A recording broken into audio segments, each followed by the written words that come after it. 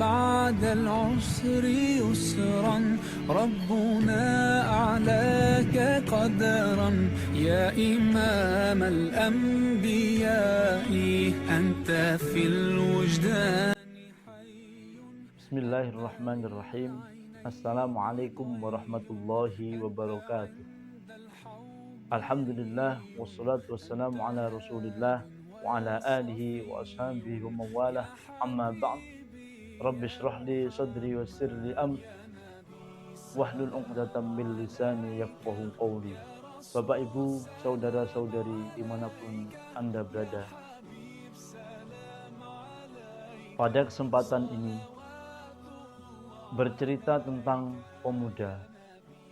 Sejak sejarah Islam zaman dahulu sampai sekarang, pemuda merupakan suatu penggerak, pemuda merupakan suatu pelopor dalam memperjuangkan kebenaran melawan kebatilan. Dibuktikan dengan kisah-kisah para nabi dan Rasul Allah Subhanahu wa taala. Antara lain Nabi Isa, Nabi Musa, Nabi Ibrahim, Nabi Kisah Muhammad, Nabi Ibrahim serta menghancurkan Nabi patung dan berhala, Rasul yang sesembahan kaum lainnya. Babil yang sabsa itu. Ada juga berhala besar itulah yang menghancurkan Ashabul Kahfi berhala-berhala kecil. yang dikisahkan dalam Al-Quran. Qala Allah Ta'ala fil Qur'anil Karim, Nahnu naqussu 'alaika naba'ahum bil haqq innahum fityatun amanu bi rabbihim wa zidnahum huda. Kami kisahkan Muhammad kisah yang sebenarnya. Sesungguhnya mereka adalah pemuda yang beriman kepada Tuhannya, dan kami tambahkan petunjuk kepada para pemuda tersebut. Surat Al-Kahfi ayat 13. Qala Rasulullah sallallahu alaihi wasallam, sab'atun yudhilluhumullahu fi dhillihi yawma la dhilla illa dhilluh, al-imamul adil wa syabun nasha'a fi ibadatillahi ila akhirih al-hadits, rawahul Bukhari. 7 golongan yang mendapatkan perlindungan di hari akhir. Salah satunya adalah imam yang adil. Yang kedua yaitu para pemuda yang beribadah kepada Allah Subhanahu wa taala. Sampai akhirnya hadis riwayat Bukhari.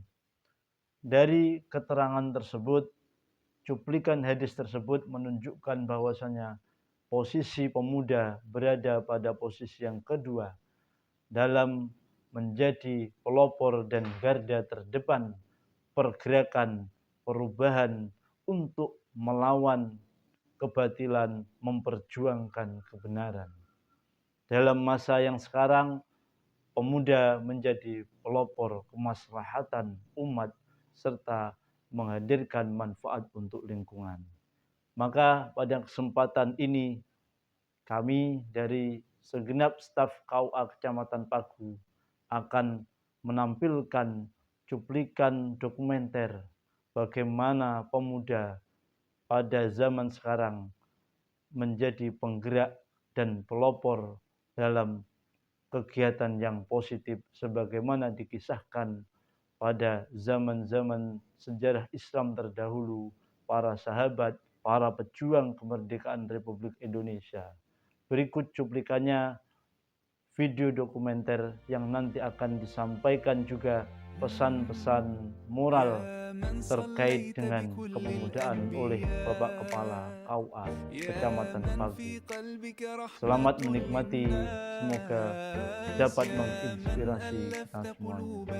Islam ya habibi ya syafi'i ya Rasulullah bi ummi wa abi. Bekerja dengan ikhlas di setiap langkahmu, niatkan untuk kebaikan di setiap waktumu.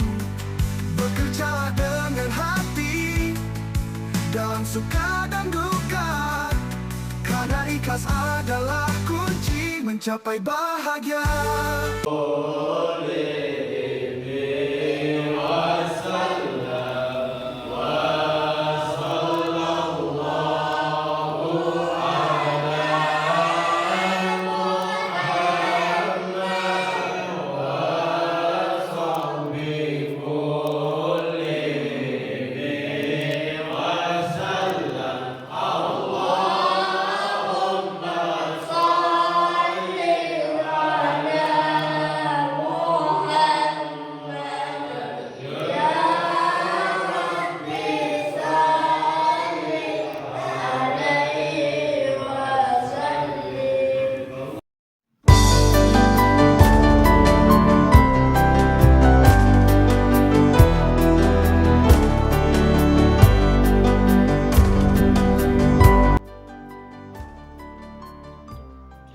Assalamualaikum warahmatullahi wabarakatuh. Bismillahirrahmanirrahim. Alhamdulillahirrabbilalamin. Allahumma sholli wa sallim ala sayyidina Muhammad. Ada banyak yang beranggapan bahwa ritual yang kaitannya dengan ibadah kepada Allah adalah lebih utama daripada beribadah yang berhubungan dengan kegiatan sosial. Dan banyak sekali cerita dari Nabi Muhammad SAW yang diriwayatkan oleh para sahabat.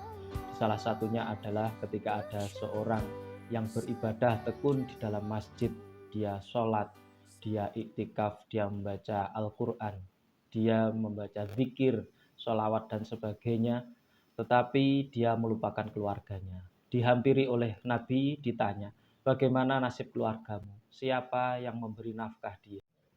Dia menjawab, tidak ada yang memberi nafkah. Oleh Nabi itu dianggap keliru karena dia beribadah untuk dirinya sendiri dan menelantarkan orang-orang yang menjadi tanggung jawabnya. Dari sini sangat jelas bahwa ritual kepada Allah Subhanahu wa Ta'ala harus diikuti dengan ritual sosial, yaitu memberikan nafkah atau memberikan bantuan baik kepada orang yang menjadi tanggung jawabnya maupun kepada orang lain, terutama kepada keluarga, kepada anak, istri, orang tua ataupun keluarga yang lain, kemudian juga memberikan bantuan atau mungkin nafkah kepada orang-orang sekitar kita. Dari sini sangat jelas bahwa ritual sosial juga sangat penting untuk mengimbangi ritual ibadah kepada Allah Subhanahu wa Ta'ala. Jika ditelusuri substansi dari setiap konteks dari teks salehan tersebut, maka akan lebih terasa dimensi-dimensi sosial yang ada dikandung di dalamnya. Sebagian besar pemeluk agama cenderung menampilkan formalitas ritual ibadahnya untuk menunjukkan jati dirinya mereka dalam beragama. Mereka melakukan ketaatan beribadah kepada Allah dengan mengerjakan seluruh kemampuannya dalam melaksanakan ajaran agama. Tetapi ada saat yang sama mereka abai, mereka justru meninggalkan esensi ibadah yang sangat berharga dalam kesehariannya, sebuah ibadah yang mempunyai efek dari nilai sosial yang positif pada lingkungan sekitarnya. Dalam melaksanakan amal soleh untuk mendekatkan diri kepada Allah, tidak terbatas apa yang ada dalam rukun Islam yang 5 saja. Ini menunjukkan bahwa kebaikan seseorang tidaklah cukup hanya dengan melakukan kesalehan untuk dirinya sendiri, tetapi akan lebih sempurna ketika ia melakukan kesalehan di samping untuk kepentingan dirinya sendiri, juga untuk kepentingan masyarakat yang ada di sekitarnya. Di antara wujud kesalehan sosial adalah lahir sikap cinta dan kasih kepada manusia, kepada sesama. Dianggap sia-sia ritual seseorang jika tidak disertai dengan ibadah sosial. Rajin sholat di masjid dengan berjamaah harus diimbangi juga dengan rajin bersedekah, peduli dengan nasib kaum yang lemah. Rutin mengaji harus disertai dengan rutin juga untuk mengamalkan ilmunya kepada saudara dan tetangga yang membutuhkan. Tekun bermunajat mohon pertolongan kepada Allah harus juga dibarengi dengan tekun memberi pertolongan kepada orang lain. Aktif mencari ilmu diikuti dengan menyebarkan serta menyampaikan kepada orang lain. Inilah wujud nyata dari kesalehan sosial sehingga hadirnya seseorang di tengah masyarakat dapat memberi arti, makna serta manfaat bagi orang lain di sekitarnya. Sebagaimana pesan Nabi Muhammad SAW, khairun nas anfa'uhum linnas. Sebaik-baik manusia adalah yang paling baik memberi manfaat kepada orang lain. Hadis riwayat Imam Ahmad. Pada akhirnya kesalehan sosial bertujuan untuk mencapai nilai-nilai sosial melalui gerakan yang bermanfaat bagi masyarakat dan merupakan bagian dalam upaya untuk menghilangkan strata sosial yang timbul dari kepedulian sosial dan dalam diri kita masing-masing. Semoga kita dapat melaksanakan ibadah kepada Allah dengan baik dan juga melakukan ibadah sosial kepada sesama manusia dan makhluk yang lain juga. Oleh karena itu, dalam bulan Ramadan, dosa-dosa kita, kekhilafan kita sudah diampuni oleh Allah Subhanahu wa Ta'ala.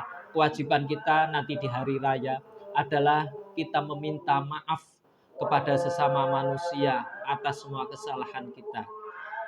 Meminta maaf adalah kewajiban, sedangkan memberi maaf adalah hak bagi masing-masing orang. Semoga apa yang kita laksanakan mendapatkan ridho dari Allah Subhanahu wa taala. Kita dapat bertemu dengan Ramadan tahun depan, kita mendapatkan ampunan dari Allah dan kita bisa mohon ampun juga kepada manusia. Demikian dari kami, akhirul kalam. Wassalamualaikum warahmatullahi wabarakatuh. سلام عليك يا رسول سلام